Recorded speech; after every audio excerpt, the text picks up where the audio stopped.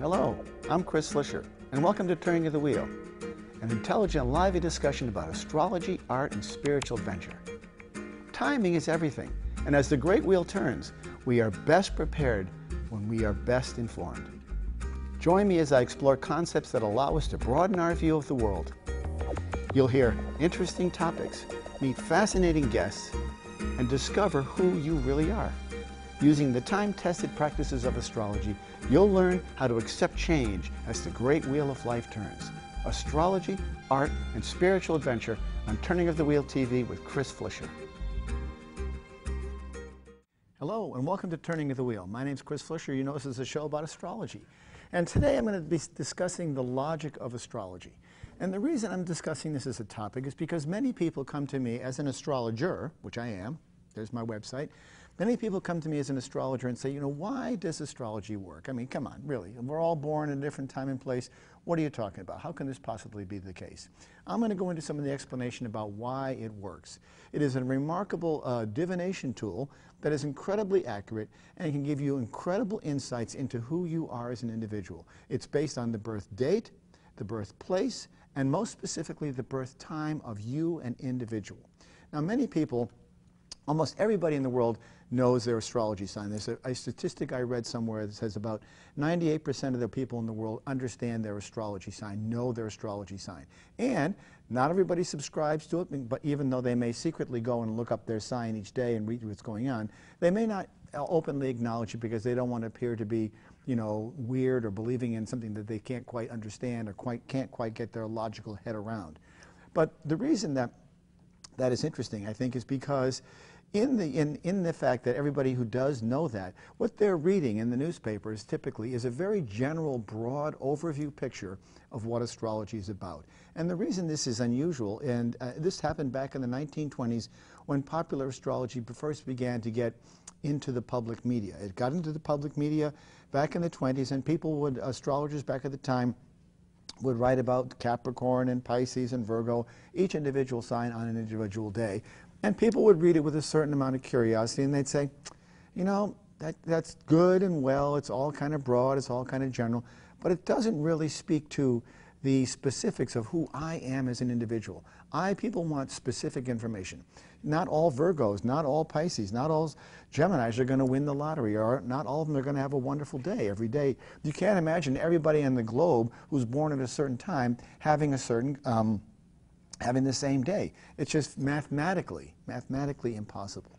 And this is where astrology becomes more and more complicated and sort of gets the dust off in some ways because it doesn't have the granularity. What we want is granularity. The reason it works when people come to see me as a counselor, and they visit me at my website, turningthewheel.com. When they come to visit me and they speak to me as a counselor, I get specific information about who they are. I get not only their birthday, I get their birth time, which is incredibly important, as well as the birthplace. When we know those three data points, we're able to construct a chart that brings us into a much finer detail. We get more empirical data of that individual. With more empirical data, we are able to paint a much broader picture. I have incredible experiences with clients over the years that I've been an astrologer, people having amazing aha moments of like, wow, how did you possibly know that? How could this possibly be? What is it like? How can astrology possibly work? But then, when I start reading the facts of them, I start telling them about their individual characteristics. And they don't know me from a hole in the wall, and I don't know them from a hole in the wall. All of a sudden, they're now saying, you know me like somebody who's known me all my life, or you know me almost as well as I know myself. This kind of a revelation is remarkable. It's very much like what real, true psychology is like. It's like the amazing understanding. However, I would argue that in astrology, you get to know the individual far faster with an astrology reading than you would if you spent months and years and time at any psychotherapist. Sorry, I'm not putting psychotherapy down. A lot of my good friends are psychotherapists.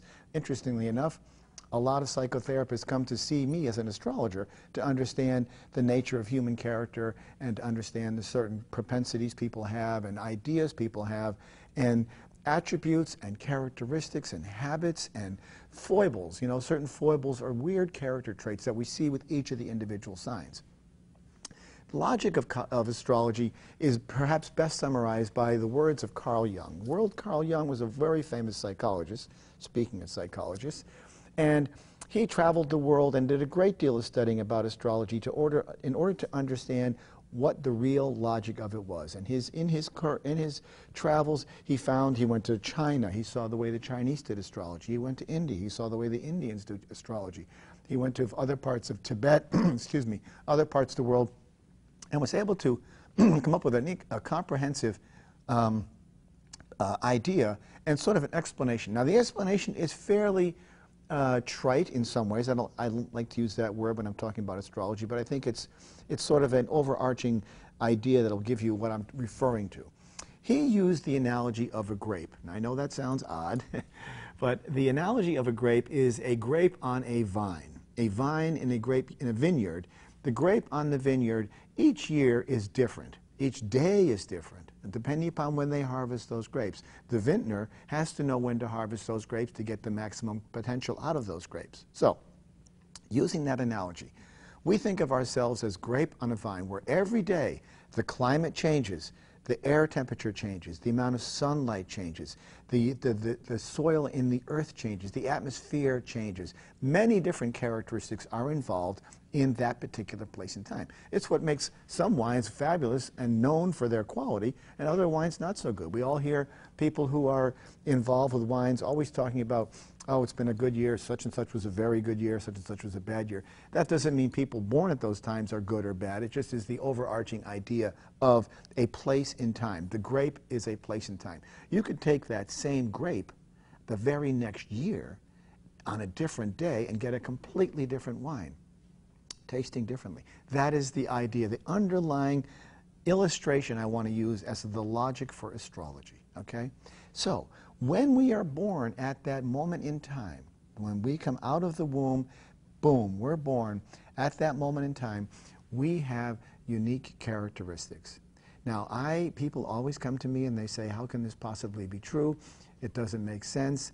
You know, I read different things in my astrology chart and this doesn't make sense. However, if you seek out a professional astrology reading with a professional astrologer such as myself, you would see the granularities there. You'd see all of the different planets. Because at the time that we're born, all those planets, the ones that are behind me there, on both sides of me here, all those planets fall into place at a certain time. And they fall into a certain part of the chart, and they imbue the personality with that. Now, it's not as if some magic beam comes floating out of the sky and impregnates us with those kinds of ideas. No, that's not how it works.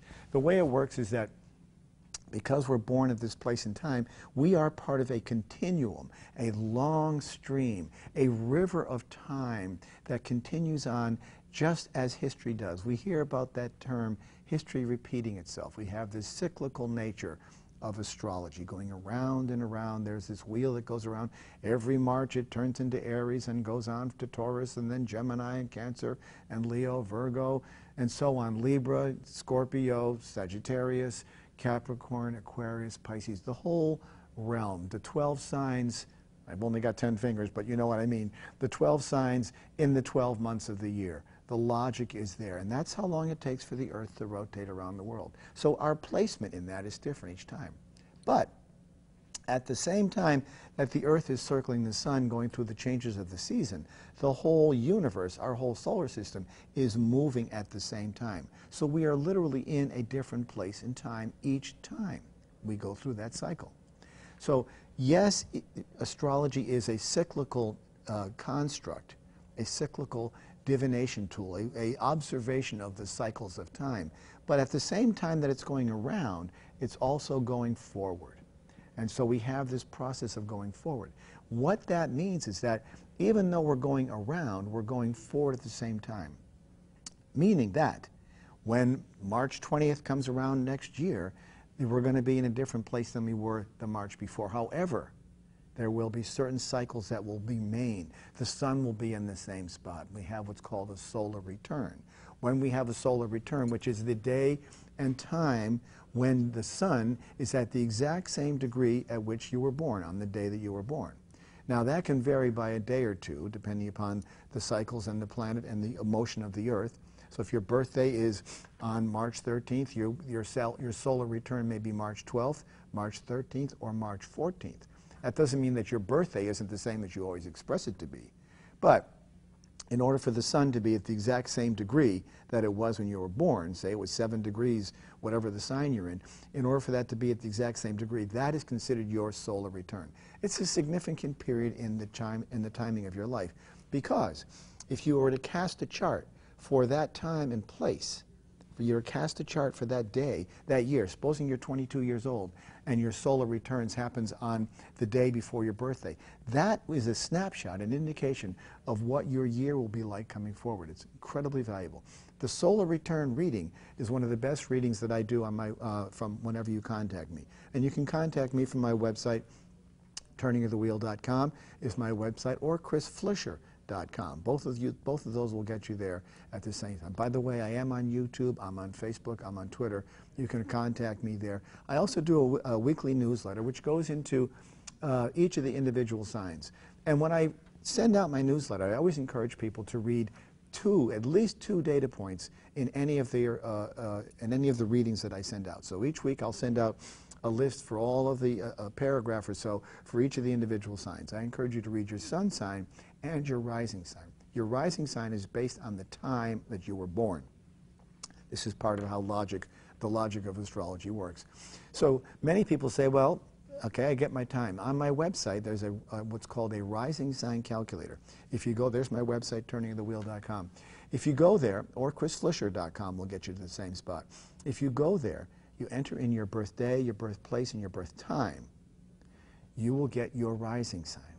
Your rising sign is where the sun was on the horizon at the moment you were born, okay? And that varies by person. Everybody thinks that they're in Aries or whatever. I'm in Aries, but I've got Virgo rising, okay? So I would always going to read Aries and Virgo each week. I will always understand. I'll always study those, because those are the two that I know are the most important.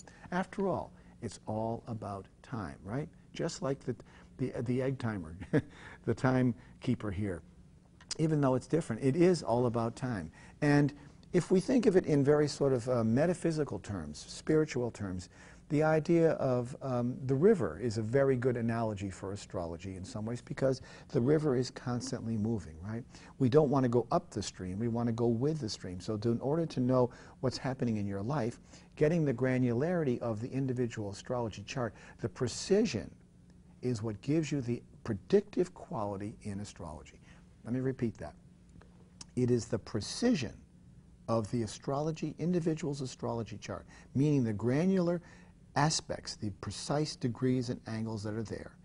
That is what gives the individual, the astrologer such as myself, the predictive ability to see where you're going to see your upswings in your year or your day, your downswings in your day.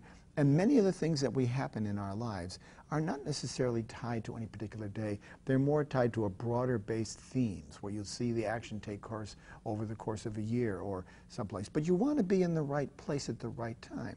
Nothing is worse than being in the wrong place at the wrong time. I mean, in the right place at the right time, we all know what that's like.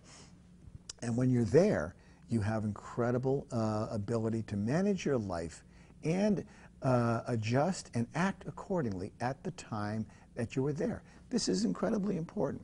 Knowing where you are in your particular life, on your journey, which room you're entering into, which house you're entering into, and I'm going to be getting into the houses later, further on down the road with other shows and other segments, so you'll know what I'm talking about.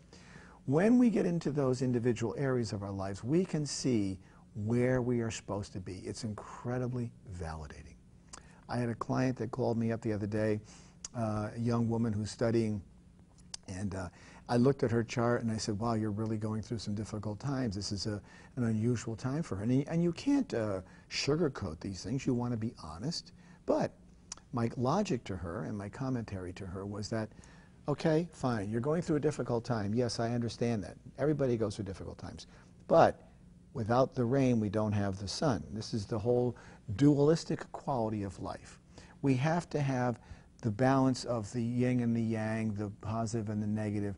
We are dualistic characters. We have two arms, we have two eyes, we've got two lungs, we've got two legs, two ears. All of these things are part of the dualistic nature of man. This goes back as far as mythology. You know, the ancient Greeks were very cognizant of this because we could see the polarities in there. They'd have the good and the evil always in this Greek mythology. And it almost seems as if we're reliving the same cyclical story that was told years and years ago. The same stories that were told in mythology have simply been retold in a new contemporary world. We see what happened to the Greek gods.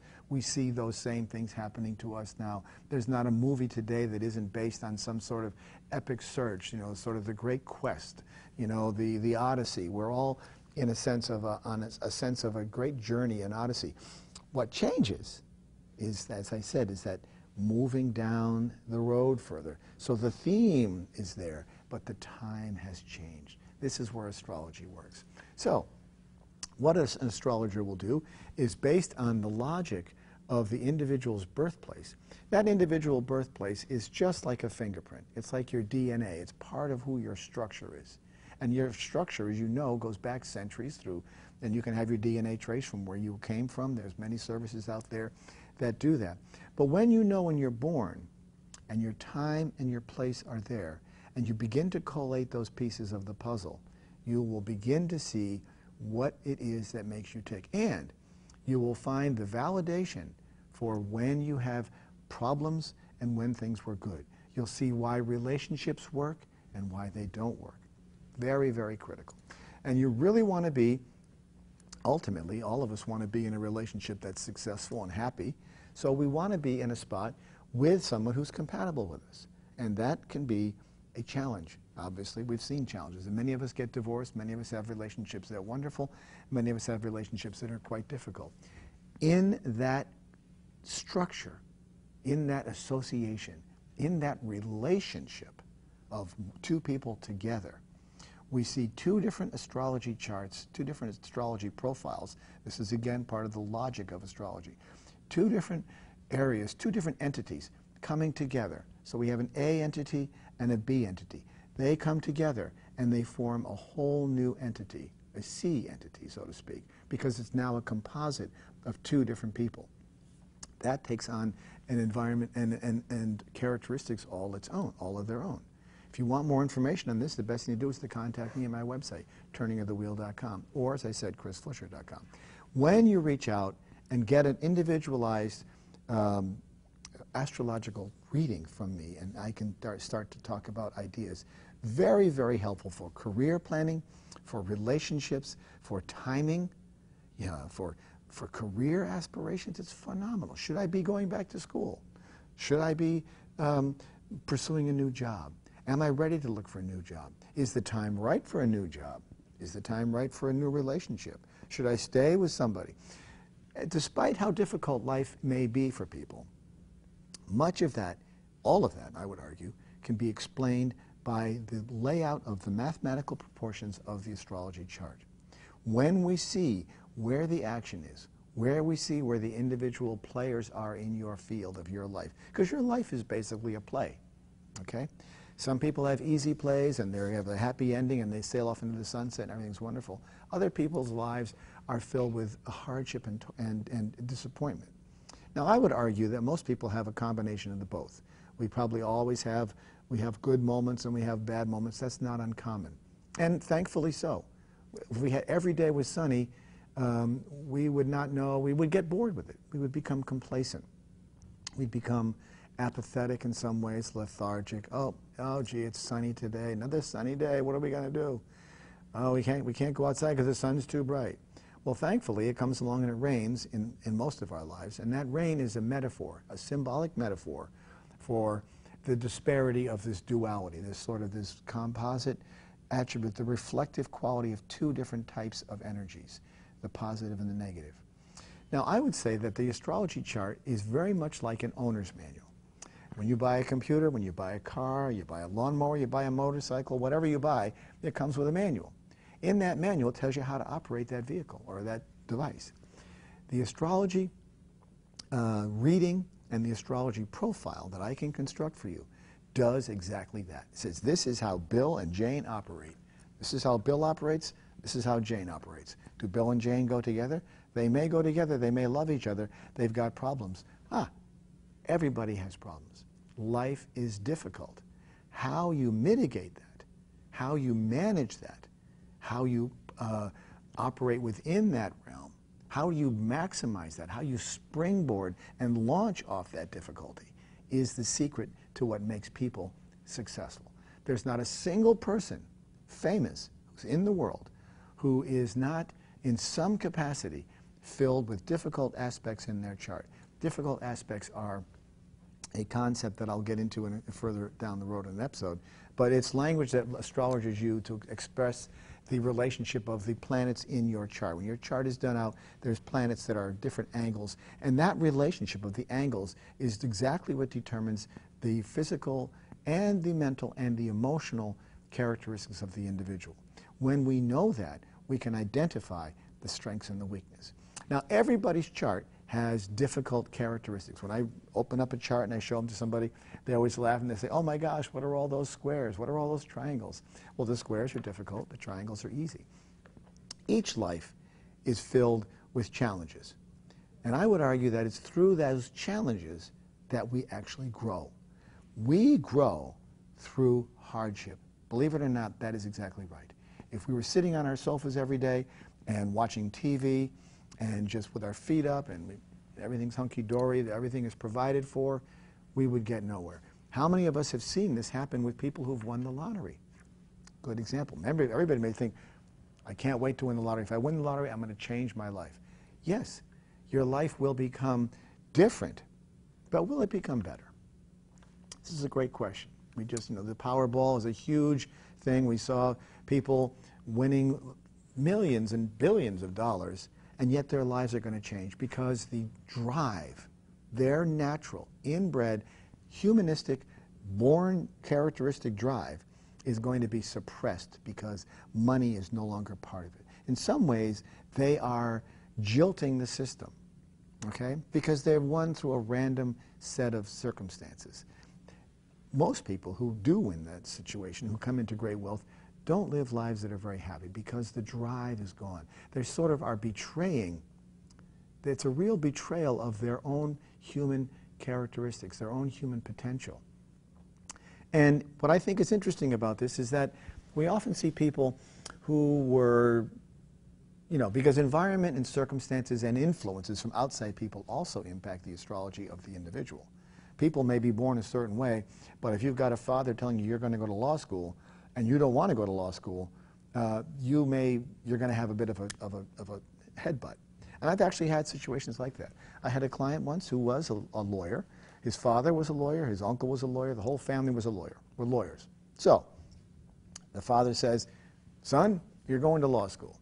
So he sends him off to law school. The son does great, gets a job in a law firm, does all that is asked of him, because he's a very hard-working, methodical kind of individual who likes to get things done. Goes through all the motions of what society deems as correct and what his family deemed as correct, and said, okay, Dad, I'll do all the things I'm supposed to do.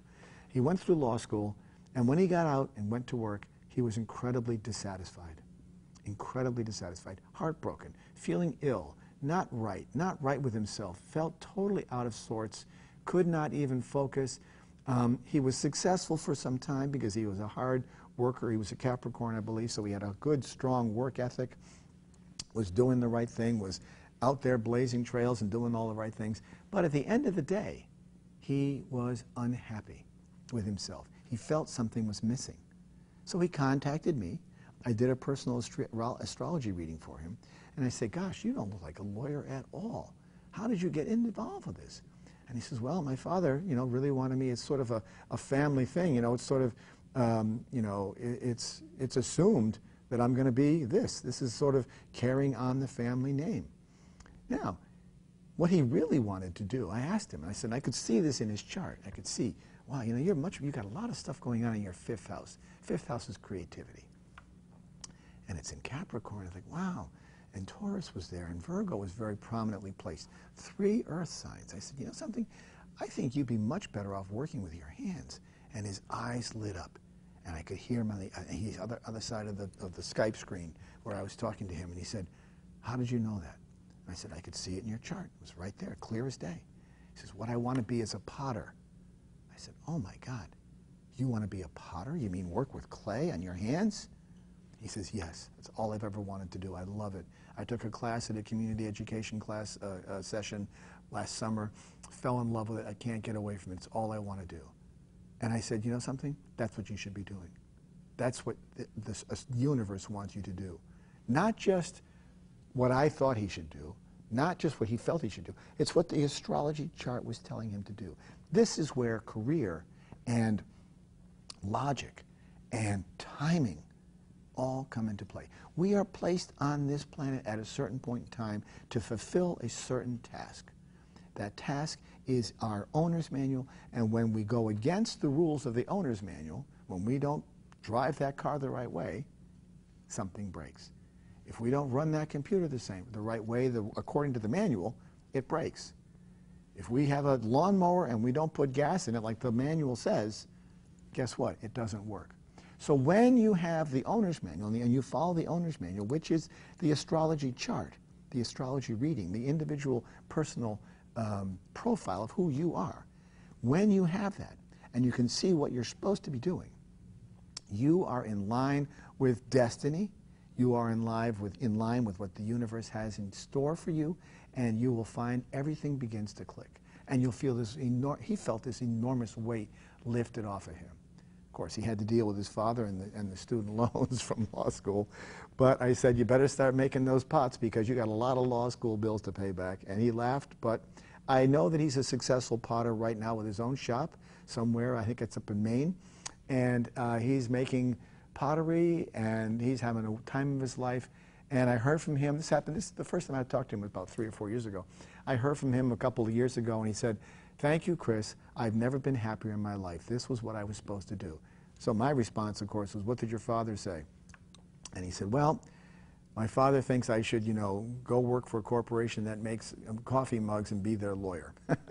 Perfect combination of the two, which sounds like what the father would say. It makes perfect sense. But ultimately, what he really wanted to do was to be a potter, and that's what he was. So this illustrates the logic of timing and placement in a person's life.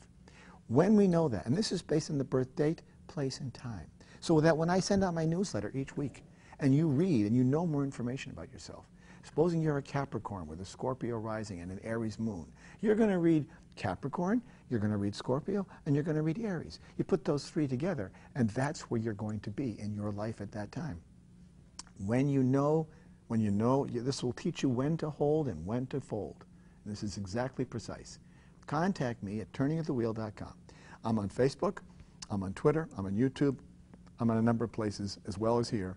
And I also have a podcast on iTunes called Turning the Wheel, where I discuss these topics with many of the world's famous astrologers. There's probably not a single astrologer who's well known in the world that I have not interviewed at some point in time with regard to this and about this topic. So I've had numerous conversations about astrology over the years. My knowledge is deep, my expertise is deep. I'm an empathetic person. I understand the foibles and the ups and downs of life. I can help you if you're willing to take a chance. And it doesn't take much. There's not much difference between the faith of astrology and the faith of a religion. They're both sort of intouchable intangibles. But I encourage you to contact me. I think you'll find astrology and the logic of the universe as it applies to you is right on time. Chris at chrisflisher.com, turningthewheel.com. Contact me.